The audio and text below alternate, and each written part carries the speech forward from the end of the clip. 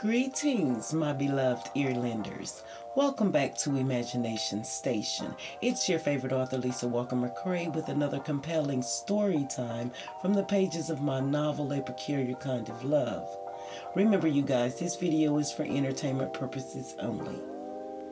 First and foremost, big praise to the Most High Yah. And for you all that are still chiming in, much love and appreciation to you all. Now, are y'all ready to dive into those imaginations and turn some pages? I thought so. Clarence, why don't you see if we can set the stage? Okay, loves, quick recap of our last story time. Serenity Meadows, Drew's newly opened bed and breakfast, is progressing well. We got to meet a couple of her guests, Larry and Betty Fillmore. Now, you guys, this couple has been very interesting and entertaining. Larry with his gum chewing and Betty with her outgoing, witty personality. I mean, this pair has definitely brought a special kind of energy to the B&B. Lorraine has stepped back on the scene. Yes, Gabe's grandmother has stepped back on the scene, and Carl seems to be intrigued with her presence. Drew, on the other hand, is not cool with her father putting down his Mac Daddy skills on Lorraine in an attempt to woo her. We left Drew with a need to call Carl out on his flirtatious vibes, but not before she allowed him to be a gentleman and walk Lorraine out.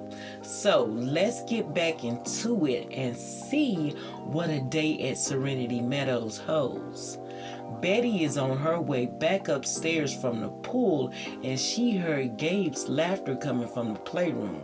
So she crept slowly down the hallway, trying not to scare the sweet soul, in hopes to eavesdrop on his play session. Betty was now standing at the door watching Gabe. Memories immediately surfaced of her son, remembering a time when he also played with an imaginary friend in one of his fictional worlds just like Gabe.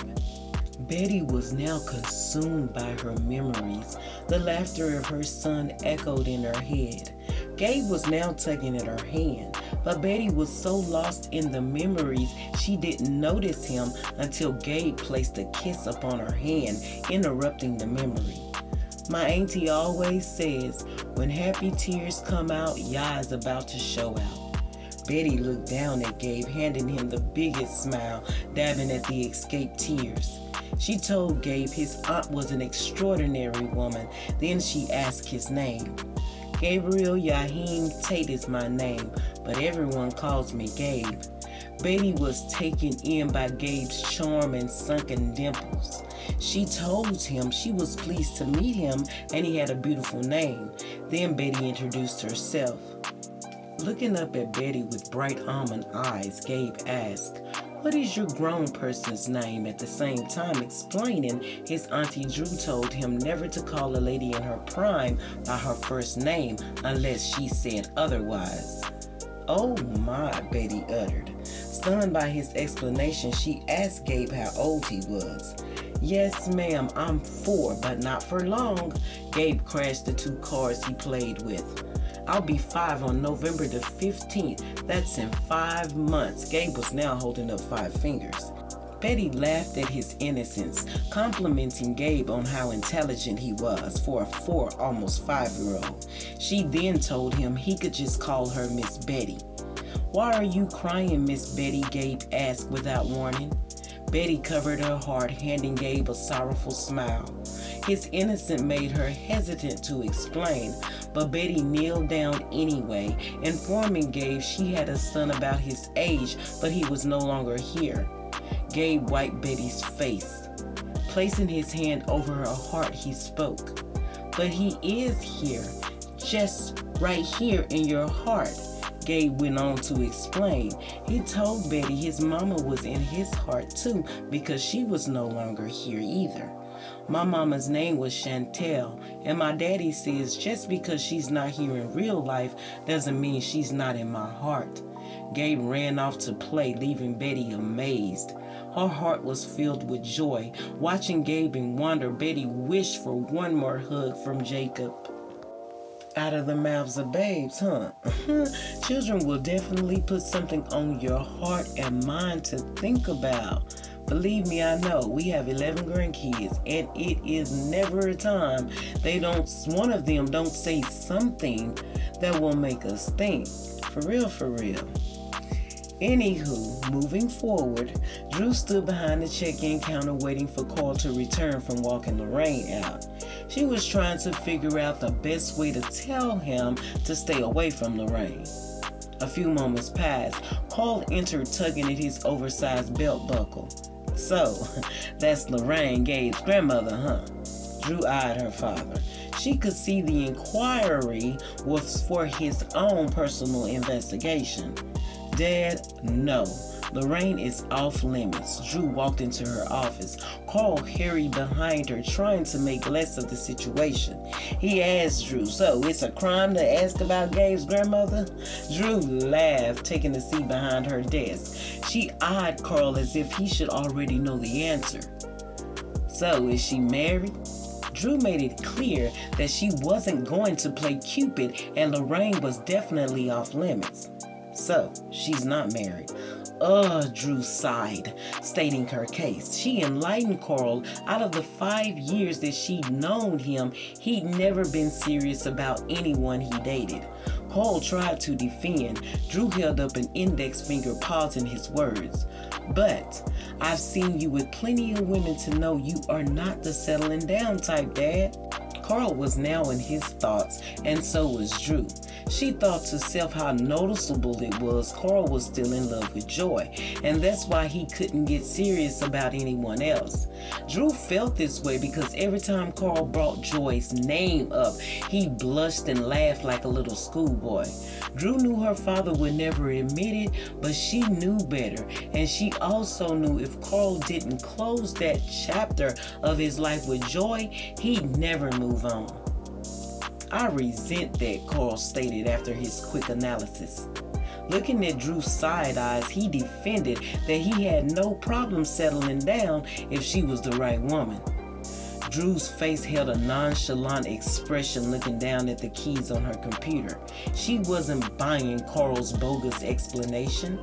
She knew it wasn't the women, but her father. Besides, Lorraine has something different, you know. Drew paused her work, looking over at Carl, who seemed to want her approval. Dad, you barely know her. Stay away from Lorraine, she warned. Promise me, Dad. It wasn't that Drew thought less of her father, but she knew Lorraine dealt with mental health issues and didn't want her father to be the cause of any triggers.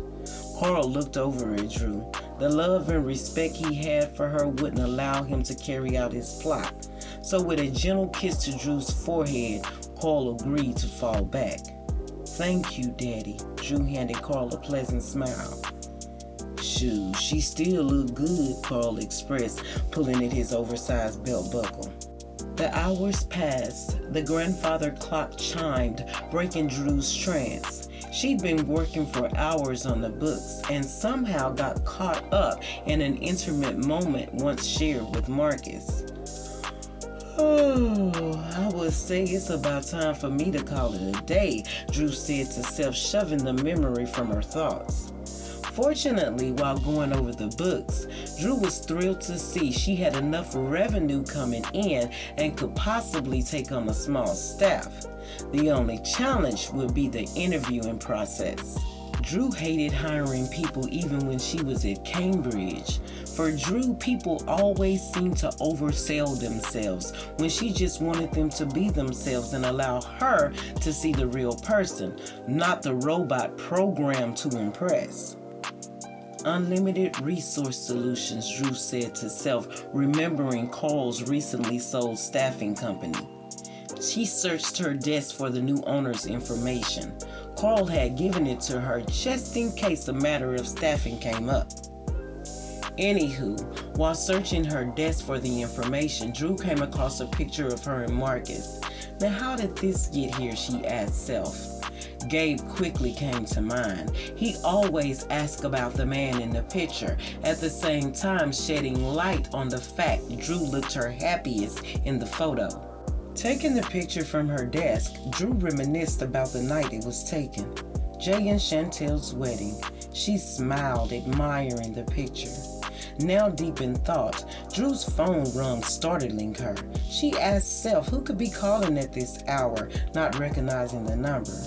Drew answered the phone. An automated voice announced, "You have a call from the Shelby County Detention Center from Marcus." Marcus's voice moved through Drew's veins. "If you accept the charges, please press 1. Drew took the phone from her ear and looked at it. Bewildered and frozen, this was Drew at this point. Her mind was going in circles. The sound of Marcus's voice opened Drew's stomach and her heart fell in. Our girl was deep in it. So deep in it, she didn't realize she'd hung the phone up until it started ringing again. Drew scrambled to answer. Hello, Marcus." The recording repeated itself. Drew pressed 1. She didn't say a word. Drew didn't even understand why she answered and accepted the call in the first place. Marcus spoke. "Hey, baby, I know you've been a while, and I know I'm the last person you want to hear from, but baby, I need to see you. Baby, please say something," Marcus pleaded. "Drew, baby, I love you." A single tear fell from Drew's eye. She took a deep breath, exhaled, then hung up the phone. Oh snap! What is our girl to do, huh? See, out of nowhere, huh? 3 years, my goodness, what is our girl to do? The phone call was too much for Drew. "Oh yeah, it is definitely time for me to shut this down," she told Self. Drew quickly wrapped things up. Afterwards, she headed to her bedroom, but not before running into the Fillmores. They were about to retire themselves. "Good night, Drew," Betty whispered, waving her hand. Drew returned the good night wishes, adding she hoped their stay at Serenity Meadows had been pleasant. "I love you, Drew," the words Marcus spoke whispered in her ear. Betty took Drew's hand, assuring she was having the time of her life. Then Betty informed Drew she'd met Gabe and was telling Larry about him. "He's the cutest thing," Betty stated. Drew became concerned. She asked Betty if he was being a bother. She told him time and time again not to bother the guests. Betty assured Gabe was no bother, and he'd actually been a sweetheart. "I need to see you, Drew," Marcus's words whispered. "I was telling Larry how much of a gentleman he was." Betty was gushing with smiles. Drew agreed Gabe did have a certain charm. "Say something, baby, say something, I love you." Marcus's words were now echoing in Drew's head. Still chewing his gum, Larry laughed out, stating Gabe sounded like a well-mannered young man and he'd love to meet him.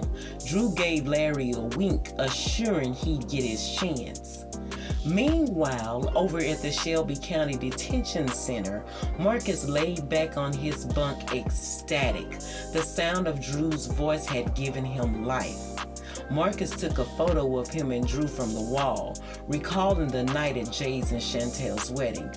"Somebody got some good news, I see," a thunderous voice spoke from across the cell.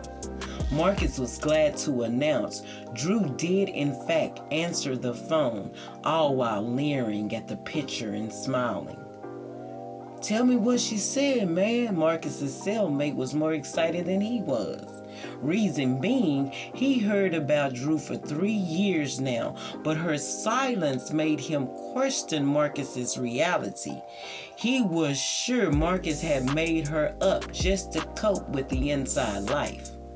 "Cool out, Chad, man, she didn't say much of anything," Marcus informed, tacking the picture back on the wall.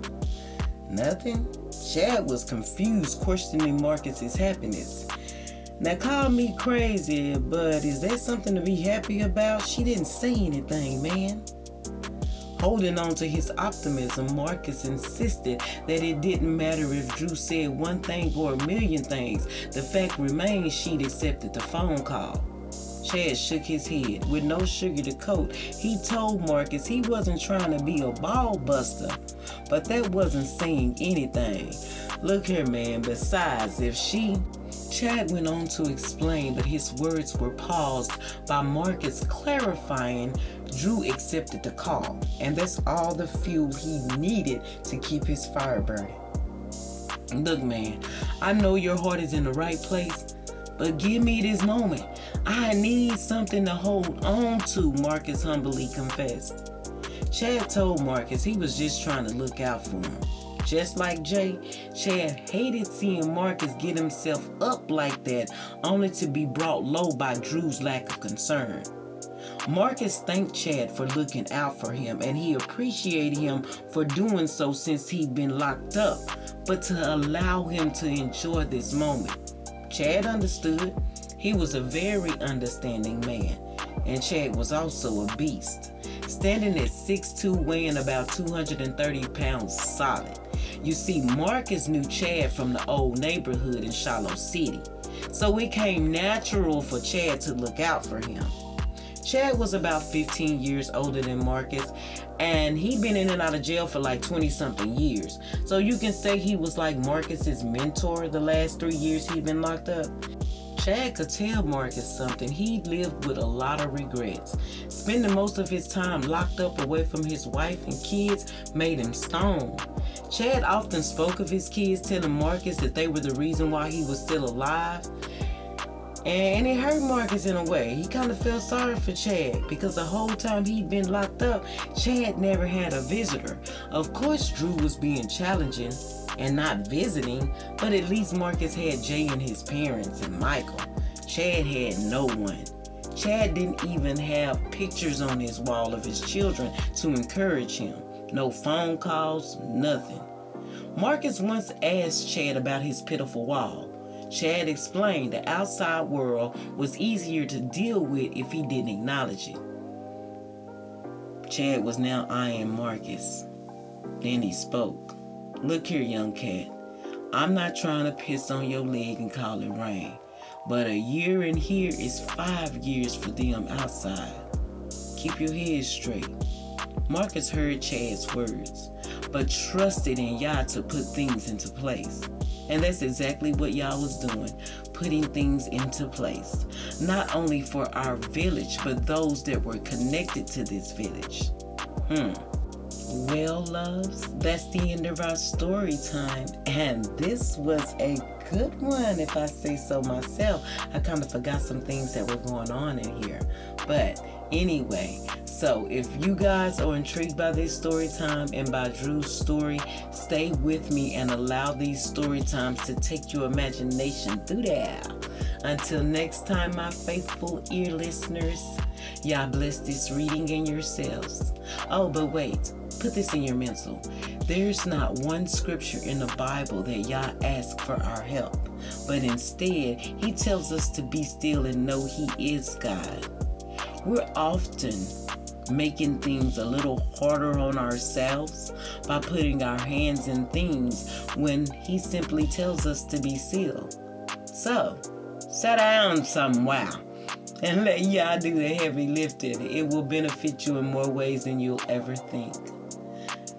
Yah bless this reading once again, and yourselves. Smooches.